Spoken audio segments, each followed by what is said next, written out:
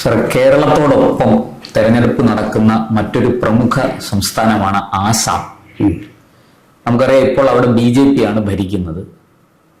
പക്ഷെ ആസാമിൽ നിന്ന് വരുന്ന ഏറ്റവും പുതിയ വാർത്തകൾ, അവിടെ BJP സ്ഥാനാർത്ഥികളെ പ്രഖ്യാപിച്ച് പ്രചാരണ പ്രവർത്തനങ്ങളുടെ ഏതാണ്ട് 1-ാം ഘട്ടത്തിന് തുടക്കം കുറിച്ചു എന്നൊക്കെയാണ് അവിടുന്ന് വരുന്ന വാർത്തകൾ. പക്ഷെ കോൺഗ്രസിന് കൃത്യമായിട്ട് ഈ പറയുന്നത് പോലെ സ്ഥാനാർത്ഥികളെ നിശ്ചയിക്കാനോ ഈ തെരഞ്ഞെടുപ്പ് പ്രചാരണ പ്രവർത്തനങ്ങളുടെ ആദ്യഘട്ടം തുടങ്ങാനോ സാധിച്ചിട്ടില്ല. ഒരു കാലത്ത് കോൺഗ്രസിന്റെ ശക്തമായ വേരോട്ടമുള്ള ഒരു സംസ്ഥാനമായിരുന്നു ആസാം. ഇന്നവിടെ കോൺഗ്രസ് ഉപ്പുവെച്ച കലം പോലെ ആയിരിക്കുന്നു എന്ന റിപ്പോർട്ടുകളാണ് ദേശീയ മാധ്യമങ്ങളടക്കം നൽകുന്നത്. എന്താണ് സാർ ഈ ആസാമിൽ ശരിക്കും എന്താണ് അവിടെ സംഭവിച്ചുകൊണ്ടിരിക്കുന്നത്? ആസാമിൽ നിന്ന് വലിയ രീതിയിൽ, അതായത് ആസാമിലെ കോൺഗ്രസിൽ നിന്ന് വലിയ രീതിയിൽ BJPയിലേക്ക് MLA-മാരടക്കം പോകുന്നു. ഹിമന്ത ബിശ്വാസ് കഴിഞ്ഞ ദിവസം ഒരു സ്റ്റേറ്റ്മെന്റ്, ഒരു പ്രസ്താവന കൊടുത്തതായിട്ട് പറയുന്നു. തൽക്കാലം ഇനി BJPയിലേക്ക് പുതിയ ആളെ എടുക്കുന്നില്ല, ഈ വരാനുള്ള കോൺഗ്രസ്സുകാർ അവിടെ വെയിറ്റ് ചെയ്യൂ, നിങ്ങൾക്ക് 2029, 30, 31 കാലങ്ങളിൽ നിങ്ങൾക്ക് അവസരം തരാം എന്ന് പോലും BJPയുടെ നേതാവ്, ഇപ്പോൾ ആസാം ഭരിക്കുന്ന മുഖ്യമന്ത്രി ഹിമന്ത ബിശ്വാസ് പറയുകയാണ്. അദ്ദേഹത്തിൻ്റെ ഒരു പ്രസ്താവന എങ്ങനെ ഉണ്ട് എന്ന് സോഷ്യൽ മീഡിയയിൽ വ്യാപകമായിട്ട് ട്രോള് ഇറങ്ങിയിട്ടുണ്ട്. ഒരു പക്ഷേ ഇതൊരു ട്രോളായിരിക്കാം. പക്ഷെ എങ്കിലും ഇത് ആസാമിനെ സംബന്ധിച്ച് കോൺഗ്രസിൻ്റെ ഒരു വാട്ടർലൂ ആയിരിക്കുകയാണ് ആസാം എന്ന് പറഞ്ഞാൽ തെറ്റുണ്ട്. നമുക്ക് ഇതിനകത്ത്, അതായത് ബിഹു, നമ്മുടെ ഇവിടുത്തെ വിഷുവിൻ്റെ ആ ദിവസവുമായി ബന്ധപ്പെട്ടിട്ടുള്ള പുതുവർഷ അതുമായിട്ട് ബന്ധപ്പെട്ടിട്ട് വളരെ പെട്ടെന്ന് തന്നെ തിരഞ്ഞെടുപ്പ് തീരുമാനം കമ്മീഷൻ പ്രഖ്യാപിക്കും. അതായത് വിഷുവിന് തൊട്ട് മുമ്പായിരിക്കും അതാണിപ്പോ തീരുമാനമായിട്ട് വരേണ്ടത്. അപ്പൊ അങ്ങനെയെങ്കിൽ ഇത് സംസ്ഥാന രാഷ്ട്രീയത്തെ മാത്രം ബാധിക്കുന്ന ഒരു തെരഞ്ഞെടുപ്പല്ല, ദേശീയ രാഷ്ട്രീയത്തെ കൂടി ബാധിക്കുന്ന വൻ ചലനങ്ങൾ ഉണ്ടാക്കാൻ കഴിയുന്ന ഒരു. അപ്പൊ ഇതിന്റെ പ്രാധാന്യം താങ്കൾ പറഞ്ഞതുപോലെ കോൺഗ്രസ് ഇങ്ങനെ ക്ഷയിച്ചുകൊണ്ടിരിക്കുമ്പോൾ പടവലങ്ങ പോവാണ്. അപ്പൊ ഇതിനകത്ത് പ്രിയങ്ക ഗാന്ധിയാണ് വാസ്തവ സ്ക്രീനിങ് കമ്മിറ്റി ചെയർമാൻ, ഉത്തരവാദിത്തം പ്രിയങ്ക ഗാന്ധി. പക്ഷെ നമ്മൾ ഓർക്കേണ്ട കാര്യം എന്ന് പറയുന്നത്, ഇപ്പൊ മറ്റൊരു കാര്യം പറഞ്ഞു, ഇനി റിക്രൂട്ട്മെന്റ് BJPയിലുള്ള റിക്രൂട്ട്മെന്റ് 31 വരെ നിർത്തി എന്ന് പറഞ്ഞു. ഇതാണ് ഹിമന്ത് ബിശ്വാ ശർമ്മ എന്ന് പറയുന്ന മനുഷ്യൻ. ഓർക്കണം, 2016 തരുൺ ഗൊഗോയിൽ നിന്ന് 2011 തരുൺ ഗൊഗോയിൽ നിന്ന് 2016 എത്തുമ്പോൾ അധികാരം BJP പിടിക്കുന്നു 2016.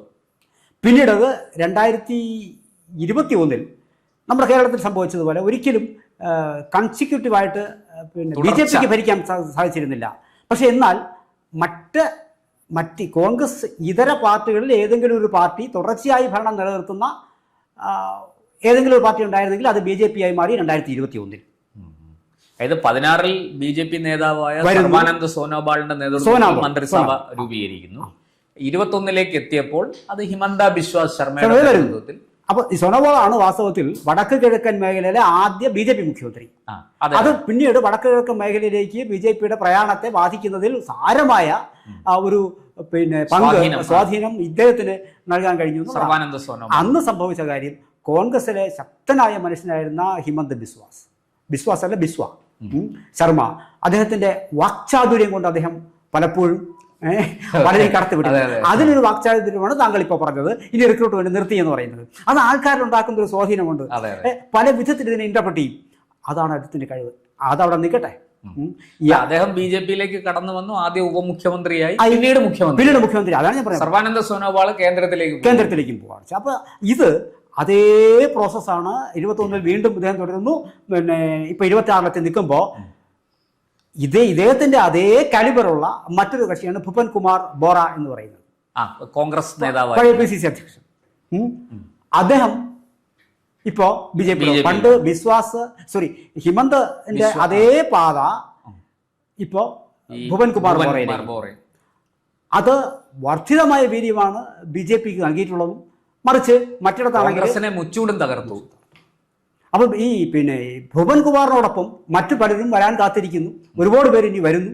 കോൺഗ്രസിന്റെ സാർ, ഇതെല്ലാം സംഭവിക്കുമ്പോൾ അവിടെ ഗൗരവ് ഗൊഗോയി ആണ് ഇപ്പോൾ കോൺഗ്രസിനെ നയിക്കുന്നത്. അതെ, അദ്ദേഹത്തിനെതിരെ ഏറ്റവും ഗുരുതരമായ ആരോപണമാണ് ഹിമന്ത ബിശ്വ ഉന്നയിച്ചത്. പാക് ചാരനാണ് എന്ന് പച്ചയ്ക്ക് പറയുകയായിരുന്നു. ഈ ഇത്രയേറെ കോൺഗ്രസിന് വലിയ പരിക്കുണ്ടാക്കി കോൺഗ്രസിൽ നിന്ന് നിരവധി നേതാക്കളെയും MLA-മാരെയും BJP-യിലേക്ക് എത്തിക്കുക കൂടി ചെയ്തിട്ടും എന്തുകൊണ്ടാണ് രാഹുൽ ഗാന്ധിയും പ്രിയങ്ക ഗാന്ധിയും സോണിയയും മല്ലികാർജുന ഖാർഗെയും ഒക്കെ അടങ്ങുന്ന ഹൈക്കമാൻഡ് ഗൗരവ് ഗൊഗോയിയെ പിന്തുണയ്ക്കും? അത് ഞാൻ മറ്റു കാര്യം പറയാം. ഗൗരവ് ഗൊഗോയി എന്ന് പറയാം. അപ്പൊ ഇതിനകത്ത് ഒരു സസ്പീഷ്യസ് ക്യാരക്ടറായി മാറുകയാണ് അദ്ദേഹം. അദ്ദേഹം മാത്രമല്ല, അദ്ദേഹത്തിന്റെ ഭാര്യയും ആണ്. അവരും ഒരു വലിയ ഒരു ദുരൂഹമായ ഒരു പശ്ചാത്തലം ഇങ്ങനെ അവർക്കും ഉണ്ട് എന്നുള്ളത് വെറും ഒരു ആക്ഷേപമോ ആരോപണമല്ല, മുഖ്യമന്ത്രിയാണ് പറയുന്നത്. ആണ്. ഒരു സ്റ്റേറ്റിന്റെ മുഖ്യമന്ത്രി ഒരാൾക്കെതിരെ പറയുകയാണ് ഈ ആൾ പാക് ചാരനാണ്. അദ്ദേഹവുമായിട്ടുള്ള ഇത്തരം അഭിപ്രായ വ്യത്യാസങ്ങളിൽ പെട്ടിട്ടാണ് ഭുപൻ കുമാർ ബോറ അവിടുന്ന് ചാടി വരുന്നത്. അയാൾക്ക് നിക്കക്കളിയില്ലാതെ വരുന്നു. അതിന് കാരണം മറ്റു ചിലതാണ്. കാരണം എന്ന് പറയുന്നത് ഈ അഖിൽ ഗൊഗോയ് എന്ന് പറയുന്ന ഒരു ആക്ടിവിസ്റ്റ് എന്നാണ് അദ്ദേഹം, അല്ലെങ്കിൽ നാട്ടുകാർ അദ്ദേഹത്തെ വിശേഷിപ്പിക്കുന്ന ആക്ടിവിസ്റ്റ് ആണ്. വലിയ തോതിൽ രാജ്യമെമ്പാടുമുള്ള അല്ലെങ്കിൽ അന്താരാഷ്ട്രീയ ഇന്റലക്ച്വൽസുമായി ബന്ധമുണ്ട് എന്ന് അവകാശപ്പെടുന്നു എന്ന് ഞാൻ പറയുള്ളൂ. അദ്ദേഹം ഒരുപക്ഷെ അവിടെ നിന്ന് നല്ല വിദ്യാഭ്യാസം കഴിഞ്ഞു വരുന്നു. ഒരു പുരോഗമന പ്രസ്ഥാനവുമായി അദ്ദേഹം മുന്നിട്ടിറങ്ങുന്നു. പിന്നീട് പല ഈ പേര് കേട്ട അവാർഡുകൾക്കും അദ്ദേഹത്തെ നോമിനേറ്റ് ചെയ്യുമെന്ന് പറയുന്നത് പണ്ട് നമ്മുടെ അരവിന്ദ് കെജ്രിവാളിനൊക്കെ കൊടുത്ത പോലെയുള്ള ചില പേര് കേട്ടാൽ അത് അന്താരാഷ്ട്ര തലത്തിൽ വലിയ അവാർഡുകളൊക്കെ ആയിരിക്കാം. ആ അവാർഡുകൾക്ക് പിന്നാലെ പോവുകയോ അല്ലെങ്കിൽ അവാർഡ് തേടിയെത്തുകയോ ചെയ്യുന്ന ഒരവസ്ഥ നമ്മുടെ രാജ്യത്ത് പലപ്പോഴും ഉണ്ട്. അത്തരം കള്ളനാളയങ്ങൾ ആണ് പലപ്പോഴും രാജ്യത്തുള്ളത്. അതിലൊരാളായിരുന്നു അരവിന്ദ് കെജ്രിവാൾ. അദ്ദേഹമാണ് ഇപ്പോൾ ഒന്നുമല്ലാതെ അവസ്ഥയായിരിക്കുന്നത്. ആ പാത ആ ബലൂൺ ശക്തമായ മാവോയിസ്റ്റ് ബന്ധമുണ്ടായിരുന്ന, അതിന്റെ പേരിൽ ജയിലിൽ കിടക്കേണ്ടി വന്ന ഒരാളാണ് ഈ അഖിൽ ഗൊഗോയ് എന്ന് പറയുന്നത്. അദ്ദേഹം ഇപ്പോൾ 15 സീറ്റ് കോൺഗ്രസിനോട് ആവശ്യപ്പെട്ടിരിക്കുകയാണ്. 12 to 15 എനിക്ക് സീറ്റ് വേണം എന്ന് പറയുന്നു. കഴിഞ്ഞ എനിക്ക് മണ്ഡലത്തിന്റെ പേര് ഒരു സീറ്റ് ഇദ്ദേഹം അന്ന് ജയിലിൽ കിടന്ന് ജയിച്ചിരുന്നു. ഈ അഖിൽ ഗൊഗോയ് മിടുക്കനാണ്. ആള് നല്ല വായനയുണ്ട്, നല്ല വിദ്യാഭ്യാസമുണ്ട്. ഇത്രയൊന്നും വിദ്യാഭ്യാസം ഇല്ലാത്ത വായിക്കാത്ത ആൾക്കാരുടെ മുന്നിൽ അതേ വലിയൊരു ആൾ തന്നെയാണ്. പുരോഗമന ചിന്ത പറയുന്നു, പൊളിറ്റിക്സ് അറിയാം, പുരോഗമന ചിന്ത പറയുന്നു. അത് വലിയ അവകാശവാദങ്ങൾ ഉന്നയിക്കുന്ന തൊഴിലാളി പ്രസ്ഥാനങ്ങളുടെ നേതാവായി മാറുന്നു. BJP-യുടെ ആസാം തേയിലത്തോട്ടങ്ങൾക്കൊക്കെ വളരെ പ്രസിദ്ധമാണ്. തൊഴിലാളികളുള്ള സ്ഥലമാണ്, തൊഴിലാളികളുള്ള ഒരു സ്ഥലം കൂടിയാണ്. അവർ അദ്ദേഹം മറക്കുന്ന ഒന്നുണ്ട്, ദേശീയത അദ്ദേഹം മറക്കുന്നു. അദ്ദേഹത്തിന്റെ കമ്മിറ്റ്മെന്റ് മറ്റു പലരുമായി മാറുന്നു. ഇതൊരു ബോർഡർ പ്രദേശമാണ്. ഇൻഫിൽട്രേഴ്സ്, ഈ നുഴഞ്ഞു കയറ്റക്കാർ ഒരുപാട്. അത് നമ്മൾ പ്രത്യേകം ചർച്ച ചെയ്യേണ്ട ഒരു വിഷയമാണ് വാസ്തവത്തിൽ. കാരണം ആസാമിലേക്ക് വെറും ബംഗ്ലാദേശികളുടെ മാത്രം ഒഴുക്കല്ല, റോഹിംഗ്യ മുസ്ലിംസ് അവിടെ വരുന്നുണ്ട്. അവർ വലിയ രീതിയിൽ ആസാമിലെ ഭൂപ്രദേശങ്ങൾ കൈയടക്കുന്നു. അത് ഈ ഹിമന്ത തന്നെ പല ആവർത്തി പറഞ്ഞു. അദ്ദേഹം പറഞ്ഞ ഏതാണ്ട് 60 ലക്ഷം ഏക്കർ ഭൂമി, 60 ലക്ഷം ഹെക്ടർ ഭൂമി ഇത്തരത്തിൽ കയ്യേറിയിരിക്കുന്നു എന്നാണ് അദ്ദേഹം പറയുന്നത്. ഒരു ചെറിയ കാര്യമില്ല. അതില് 1 ലക്ഷം ഹെക്ടർ ഭൂമിയാണ് അവർക്ക് ഒഴിപ്പിക്കാൻ സാധിച്ചിട്ടുള്ളത്. ഇത്രയും ശക്തമായ നടപടികൾ എടുത്തിട്ട് പോയി. അല്ല, ഞാൻ പറഞ്ഞില്ല, അത്തരം ആൾക്കാരുമായി കൂടുതൽ അടുത്ത് നിൽക്കുകയും ഈ നുഴഞ്ഞുകയറ്റക്കാർക്ക് വേണ്ടി അവകാശവാദങ്ങൾ ഉന്നയം ചെയ്യിക്കുന്ന ഒരു സസ്പീഷ്യസ് ക്യാരക്ടർ കൂടിയാണ് ഈ മനുഷ്യൻ, ഈ അഖിൽ ഗൊഗോയ് എന്ന് പറയുന്നത്. അപ്പോൾ അത് ഈ കൃഷിക്കാരുടെ ഒരു സംഘടനയൊക്കെ ഉണ്ടാക്കിയിട്ടുണ്ട്. റൈസോർ ദൾ എന്ന് പറയുന്ന രാഷ്ട്രീയ പ്രസ്ഥാനം അദ്ദേഹത്തിനുണ്ട്. അതിന്റെ പേരിലാണ് ഇപ്പം നിൽക്കുന്നത്. ഇപ്പോൾ 12 മുതൽ 15 സീറ്റുകൾ അദ്ദേഹം ആവശ്യപ്പെടുന്നു. അപ്പോൾ ഇത് കോൺഗ്രസിനകത്ത് വലിയ പ്രശ്നം ഉണ്ടാകുന്നു. ഇത് മാത്രമല്ല, കോൺഗ്രസിനകത്ത് വേറെ വിഷയമുണ്ട്. കോൺഗ്രസ് എനിക്ക് തോന്നുന്നു ഒരു കുറച്ചേറെ മണ്ഡലങ്ങളിൽ സാറേ ശരിക്കും ഈ ഭൂപൻ കുമാർ ബോറ കോൺഗ്രസ് വിട്ട് BJP-യിലേക്ക് പോയതിന്റെ കാരണം ഈ അഖിൽ ഗൊഗോയ് മാത്രമല്ല, ഗൗരവ് ഗൊഗോയ് അല്ല. അത് രണ്ടുപേരോടുള്ള ഈ അഖിൽ ഗൊഗോയ് ഉന്നയിക്കുന്ന ചില കാര്യങ്ങളുണ്ട്. അത്തരം കാര്യങ്ങൾക്ക് ഏതാണ്ട് സാമ്യതയുള്ള കാര്യങ്ങളാണ് ഗൗരവ് ഗൊഗോയുടെ ഭാഗത്തു നിന്ന് വരുന്നത്.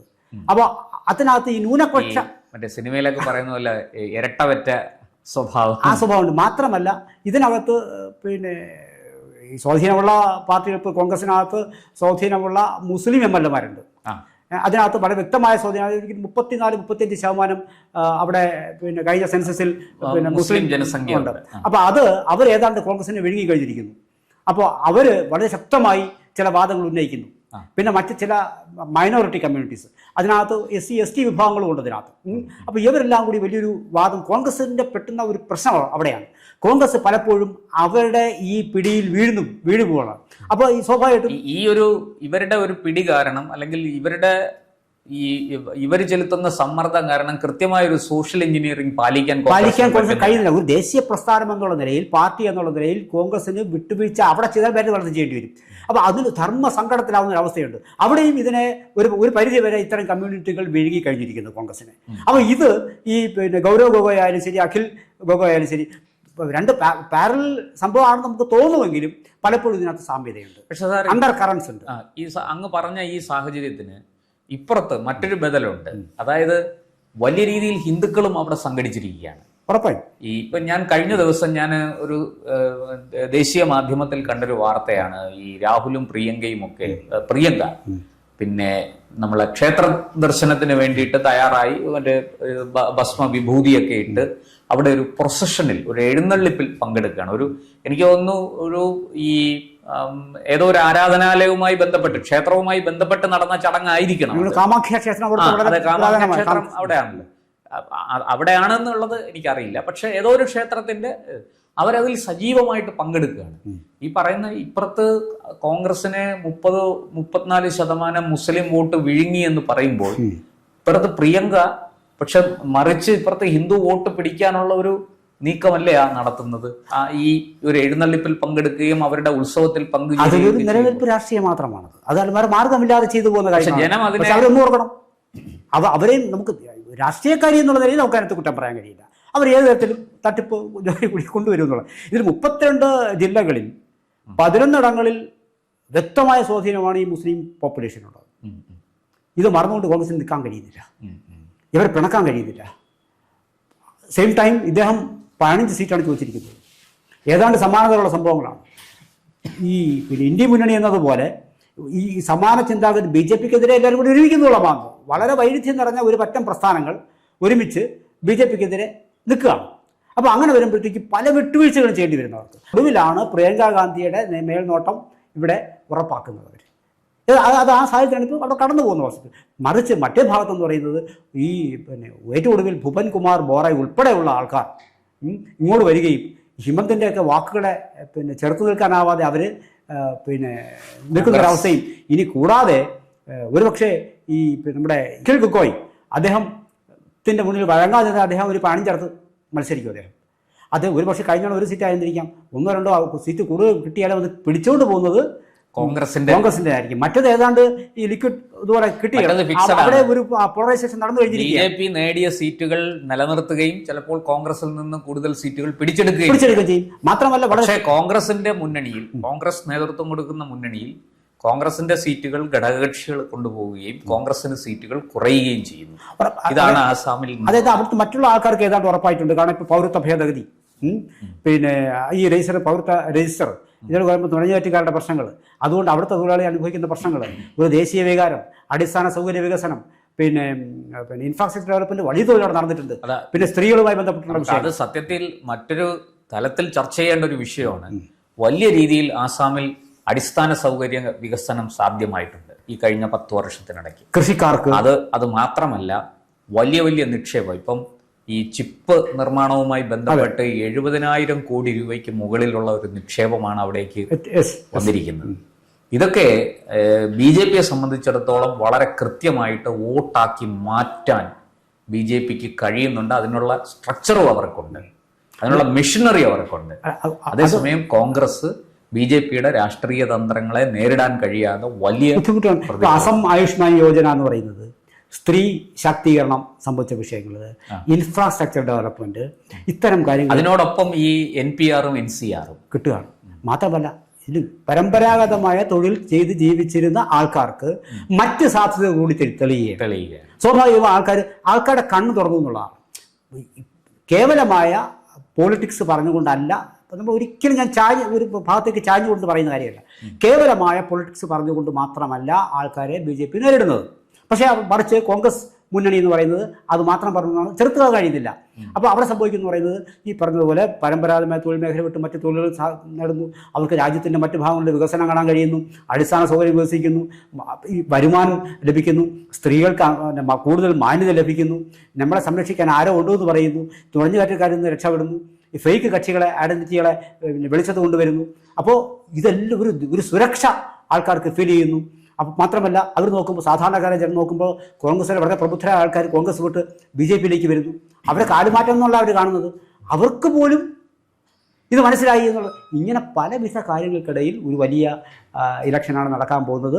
ഈ ഇലക്ഷൻ മാത്രം ഒന്ന് BJP കാലടറിയാൽ പോലും കോൺഗ്രസ് അതിനെ വലിയതായി കൊട്ടിഘോഷിക്കും. BJP തീർന്നു എന്ന് തന്നെ പറയും. കേരളത്തിലെ മാധ്യമങ്ങൾ പിന്നെ പറയാണ്ടല്ലോ. അത് അത്തരത്തിൽ ദേശീയ അടിസ്ഥാനത്തിൽ ചിന്തിച്ചാൽ ശ്രദ്ധ ആകർഷിക്കുന്ന ഒരു തെരഞ്ഞെടുപ്പാണ് വരാൻ പോകുന്നത്. കൂടുതൽ വാർത്തകളും വിശേഷങ്ങളും നേരിട്ട് ലഭിക്കാൻ ജനങ്ങളിൽ നിന്ന് ജനങ്ങളിലേക്ക് ജനഭൂമി ന്യൂസ് സബ്സ്ക്രൈബ് ചെയ്യൂ. ബെൽ ബട്ടൺ അമർത്താനും മറക്കരുത്.